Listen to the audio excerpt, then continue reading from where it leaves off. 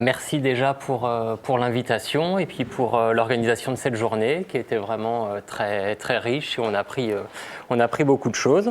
Donc Timothée Giraud à ma gauche et moi-même, effectivement, on va vous présenter deux outils de réalisation effectués dans notre laboratoire, donc Magritte et un outil de cartographie dans l'écosystème R.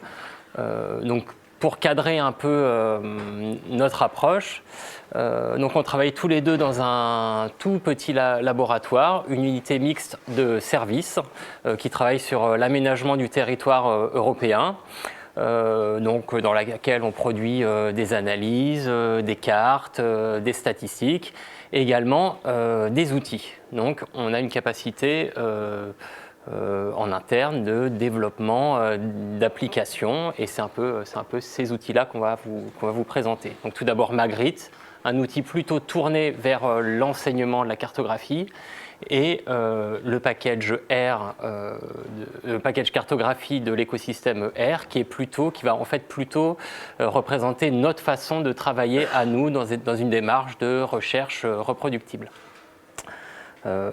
Donc on aura deux présentations juxtaposées.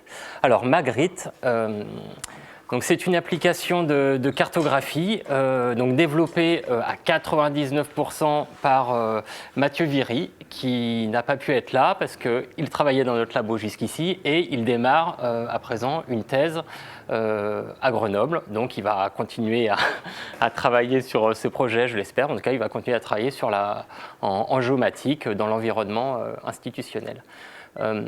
Donc Magritte, c'est un outil de cartographie open source, donc sous licence Cécile, dont le code source est disponible sous GitHub, ouvert aux contributions et qui s'appuie sur tout un tas de briques logicielles bien connues du monde de la géomatique. On peut nommer Geostat pour tout ce qui est statistique, GEDAL, D3JS qui est devenu très fort dans le monde de la data vise, Python, Proche4 pour les projections. Voilà, tout un tas de briques qui permettent le développement de cette application. Voilà. C'est un outil de cartographie en ligne, un peu de la même façon que Cartis qui a été présenté tout à l'heure, donc il fonctionne sur le web. L'avantage de ça, c'est que c'est multiplateforme, ça permet de travailler sous Windows, sous Mac et sous Linux.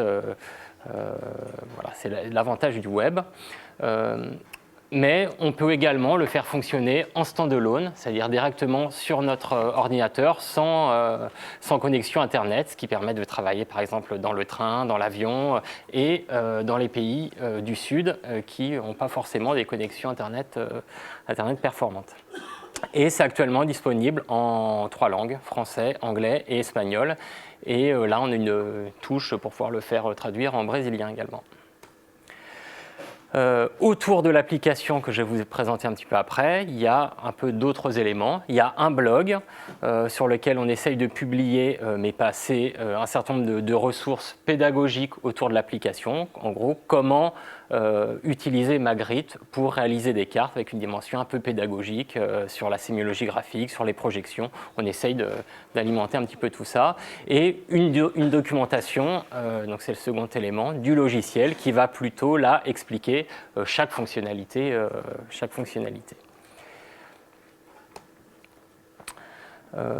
Alors voilà. Magritte, c'est un choix fort, c'est un logiciel de cartographie. Ce n'est pas un SIG, c'est un logiciel de cartographie qu'on a pensé vraiment pour essayer de couvrir l'ensemble de la chaîne de traitement, de la collecte de l'information à la production d'une image cartographique. Mais c'est un outil de cartographie qu'on a essayé de penser dans une utilisation dans le cadre de l'enseignement supérieur. On a voulu qu'il soit interopérable, connecté avec d'autres types d'outils, donc par exemple les SIG.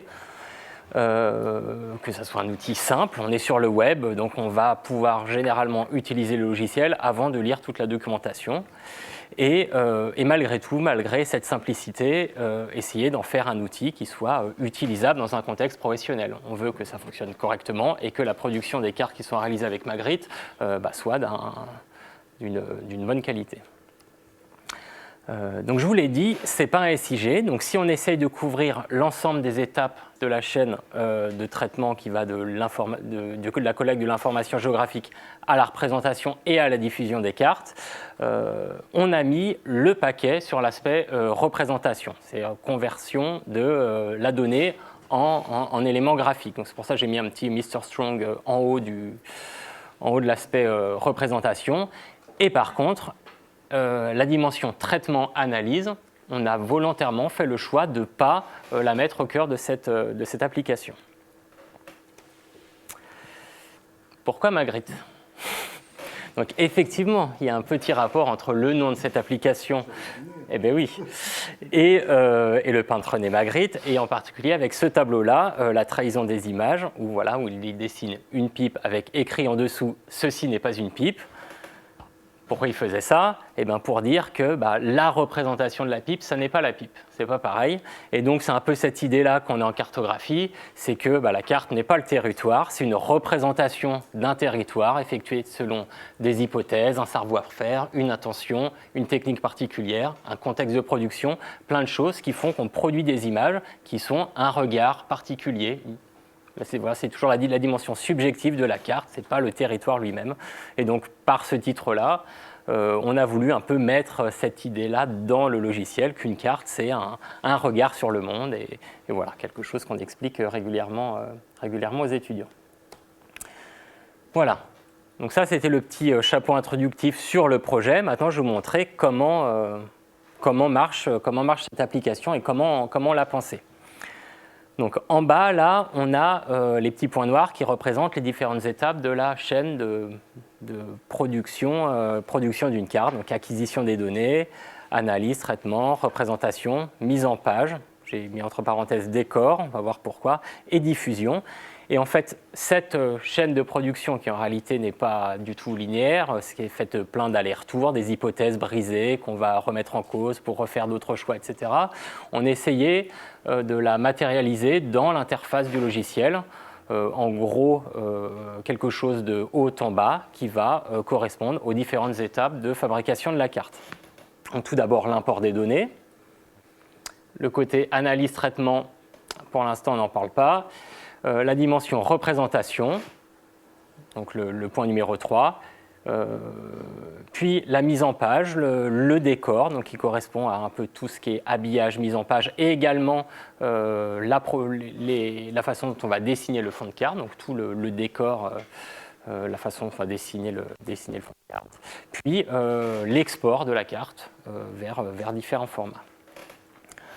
Alors pour l'import, donc ce qu'on a dit, c'est effectivement d'être très connecté aux autres logiciels, aux autres objets qui manipulent de l'information géographique. Donc on a fait le choix d'avoir en import des formats très classiques des systèmes d'information géographique, un format shapefile, GeoJSON, GML, TopoJSON, KML. Donc ça c'est pour les fonds de cartes, les informations géométriques, et pour les données attributaires, des données type tableur, CSV, Excel ou LibreOffice.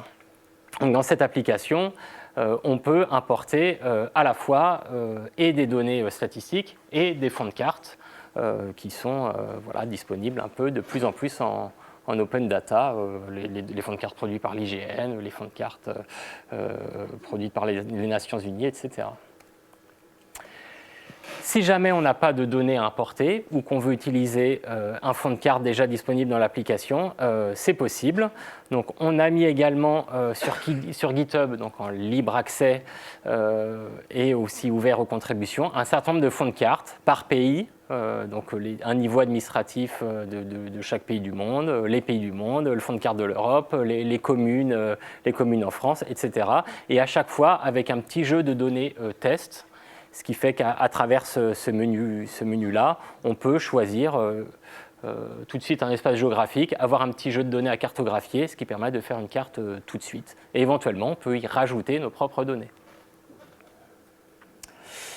Une fois qu'on a importé les données, donc ça c'est la dimension aussi pédagogique de l'outil, c'est que l'application va nous demander pour chaque colonne du tableau de données, qu'est-ce que c'est comme indicateur? Est-ce que c'est qualitatif? Est-ce que c'est quantitatif? Est-ce que c'est une donnée qualitative relative? Donc c'était un choix qui existe par exemple dans le logiciel Fil-Carto, parce que faire ce choix en amont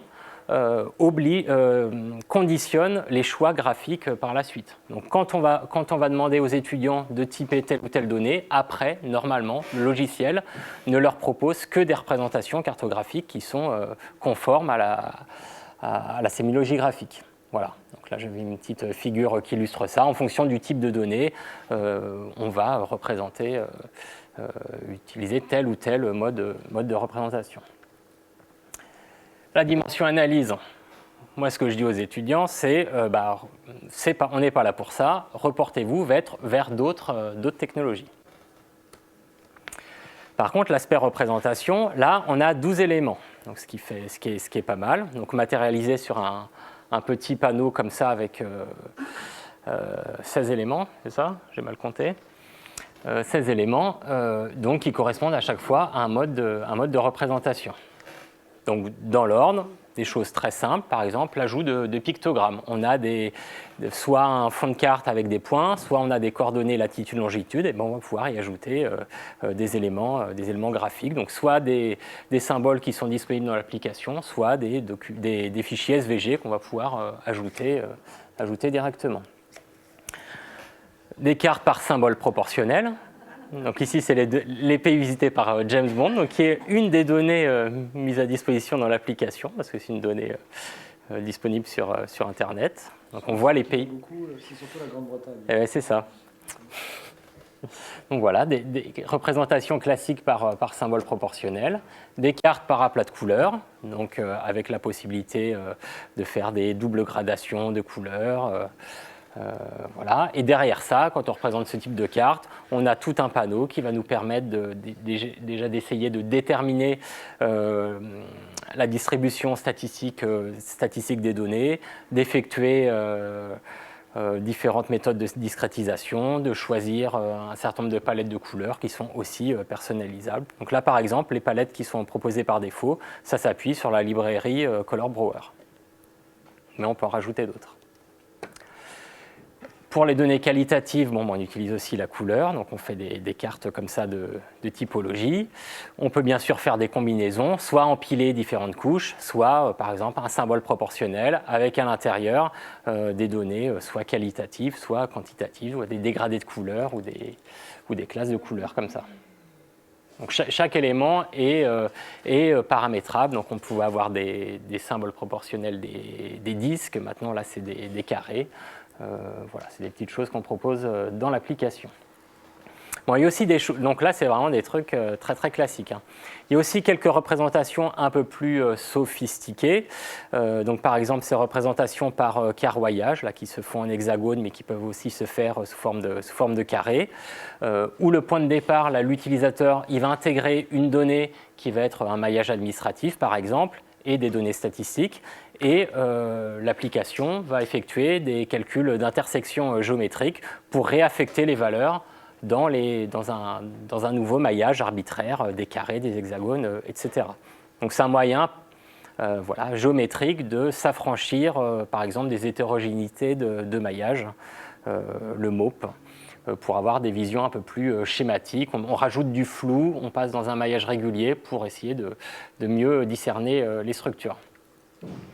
On propose également des anamorphoses, donc par exemple avec l'algorithme de Dubnik. Donc ça, c'est en fait, on bénéficie vraiment de toutes les briques open source qu'on utilise dans l'application, donc notamment avec D3, qui propose de réaliser assez facilement ce type de représentation. On propose également des cartes lissées, c'est-à-dire des cartes par potentiel selon la méthode de Stewart. C'est quelque chose qu'on a beaucoup pratiqué dans notre laboratoire, qui, pareil, à partir d'une donnée soit ponctuelle, soit dans un maillage administratif, permet voilà, d'y appliquer une fonction d'interaction spatiale et le paramétrage de cette fonction va produire une image un peu comme ça continue, plus ou moins généralisée. Donc plus on utilise une fonction serrée, on va dire, plus on va avoir un niveau de détail, plus on élargit la fonction, plus on va voir une grosse tâche qui va être le centre, une périphérie. Et donc on peut paramétrer ça pour réaliser une sorte de généralisation cartographique voilà, par une méthode d'analyse spatiale. Alors, méthode complètement différente, les discontinuités, c'est aussi quelque chose qu'on a beaucoup pratiqué dans notre laboratoire, qui, toujours à partir d'un maillage administratif ou autre, permet d'extraire les lignes, toutes les frontières entre toutes les unités territoriales, et de représenter par des lignes plus ou moins épaisses les zones où il y a de fortes disparités de part et d'autre. Par exemple, on voit ici l'Île-de-France, donc ça représente la richesse en Europe. Autour de l'Île-de-France, l'Île-de-France est très riche, beaucoup plus riche que les régions qui sont autour d'elle, donc l'Île-de-France est entourée d'une ligne rouge épaisse. Donc on peut faire également des cartes de flux. C'est un peu une énumération à la Prévert, mais voilà, c'est pour montrer les fonctionnalités du logiciel. Donc à partir d'une donnée origine-destination, on peut représenter des cartes par symbole proportionnel. Donc ça, c'est une donnée également qui est disponible. Je crois qu'elle est disponible dans l'application. C'est sur les jumelages entre les différentes villes. Bon, voilà, c'est une carte au brouillon, hein. Elle n'est pas forcément lisible, mais c'est pour montrer que le logiciel peut faire ce genre de choses. Alors, on a aussi introduit donc, dernièrement ces cartes dites cartes en gaufre, hein, qui est une sorte d'alternative au camembert. Camembert proportionnel. Donc là, par exemple, on a le nombre de fontaines par arrondissement dans Paris. Un point correspond à une fontaine. Et en bleu, c'est les fontaines potables, et en orange, c'est les fontaines non potables. Donc on a à la fois une dimension de taille, qui est le nombre de fontaines, et à l'intérieur de cette taille, une répartition entre potable et non potable. Et on a depuis peu également ce genre de choses. Donc c'est toujours une carte choroplète, mais ce coup-ci, l'utilisateur a rentré comme données des points ou des latitudes longitudes dans l'espace, qui sont sur l'espace géographique, et on peut, à partir de ça, les agréger dans une maille et faire un comptage dans une maille. Donc c'est une carte choroplète. Mais voilà, un petit peu, dont les données initiales ne sont pas le maillage administratif. Donc en fait, quand je dis qu'il n'y a pas de traitement SIG, que ce n'est pas un SIG, c'est à la fois vrai, mais c'est à la fois pas tout à fait vrai non plus, parce qu'il y a effectivement des traitements SIG dans l'application, des intersections géométriques, des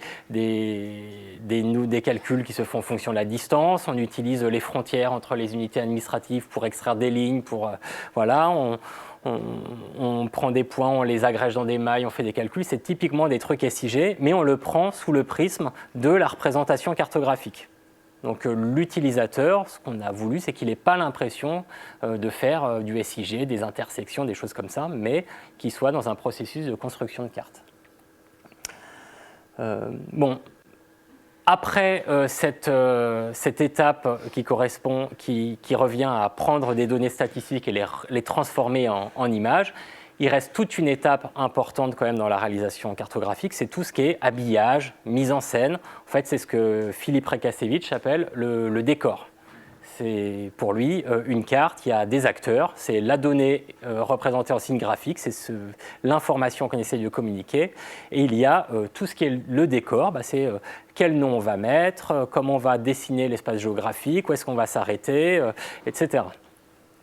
Donc ce décor, on essaye de l'appréhender dans Magritte de deux façons. À partir de ce panneau intitulé « Habillage et mise en page » qui va permettre de mettre le titre, une couleur d'arrière-plan, déterminer la taille de l'image et tout un tas d'éléments d'habillage, mettre une couleur pour le fond, pour la mer, des graticules, donc latitude, longitude paramétrable, ajout de symboles, d'une échelle, de sources, de textes. On peut rajouter une flèche, entourer un élément qui nous semble important, etc. C'est quelques petites choses simples, mais qui peuvent permettre de réaliser une carte sans passer par un logiciel de dessin assisté par ordinateur.